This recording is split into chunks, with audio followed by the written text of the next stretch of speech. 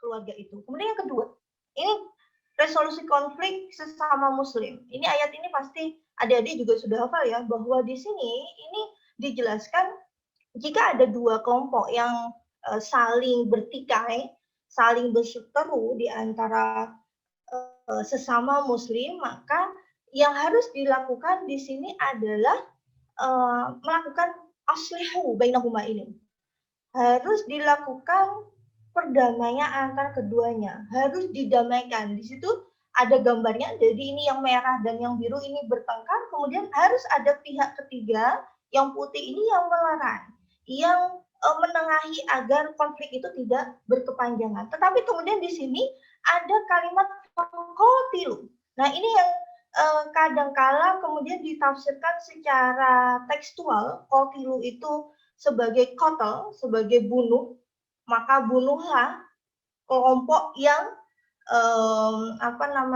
tidak mau untuk berdamai. Itu kadang ada penafsiran seperti itu. Nah, di sini yang letak bagaimana kita menafsirkan secara harmonis. Di dalam bahasa Arab, kata-kata qatilu itu tidak selalu artinya adalah membunuh, tetapi qatilu itu bisa artinya menindak dengan tegas atau menghalangi seseorang dari sesuatu yang penting menurut dia, itu disebut qatl.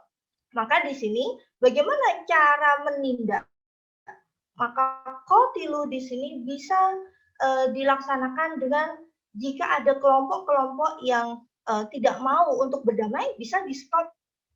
Bagaimana roda pergerakan ekonominya bisa diperkecil begitu, atau misalkan ditindak dengan hal-hal yang lebih untuk kita, untuk masa kita itu lebih bisa diterima gitu, bukan langsung kemudian dibunuh begitu saja. Nah, ini penting kenapa apalagi kita yang tinggal di Indonesia ini. Jadi tidak bisa kita itu kemudian ketika ada konflik sesama muslim, kemudian ada pihak ketiga mendamaikan, setelah tidak bisa didamaikan lalu tiba-tiba malam-malam diambil parang dan langsung dibunuh orang yang tidak mau berdamai. Tidak bisa seperti itu. Justru yang ada nanti yang membunuh itu akan masuk penjara. Maka hal-hal seperti ini penting untuk melakukan kontekstualisasi ayat-ayat Al-Quran, dan tentunya ini tidak boleh lepas dari kaidah-kaidah bahasa Arab,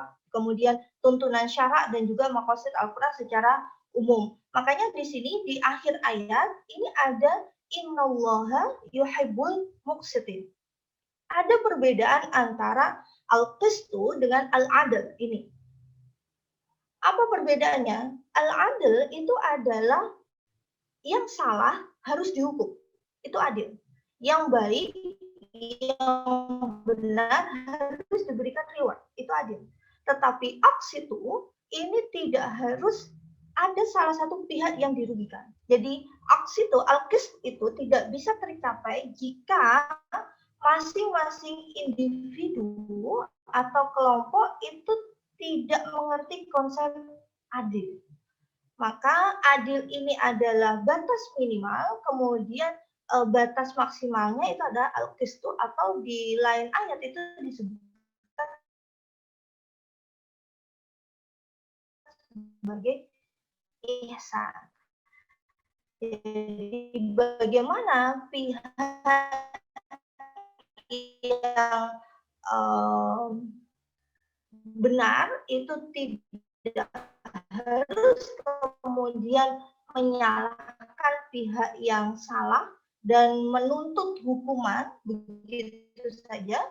Karena apa? Karena namanya ihsan itu tidak bisa disebut ihsan atau memaafkan ya. Memaafkan itu tidak bisa disebut memaafkan ketika kita dalam keadaan tidak memiliki kudroh untuk membalas, tidak memiliki potensi untuk membalas dendam, maka itu ketika kita memaafkan itu bukan hanya karena memaafkan, pasti karena memang kita tidak mampu. Nah, disebut dengan memaafkan itu jika sebenarnya kita bisa membalas. Nah, inilah yang kemudian menjadi bisa menimbulkan kekerasan yang lain. Misalnya ada sebuah lembaga misalnya, dia memperlakukan seseorang dengan tidak baik, kasar misalnya. Maka orang ini berusaha untuk membalas dendam dengan mengajak orang-orang lain untuk menyerang lembaga tersebut.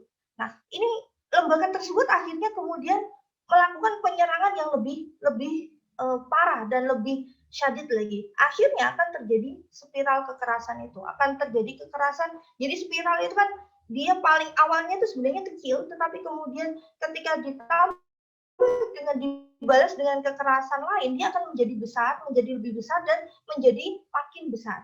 Nah, ini yang tidak diinginkan oleh Islam.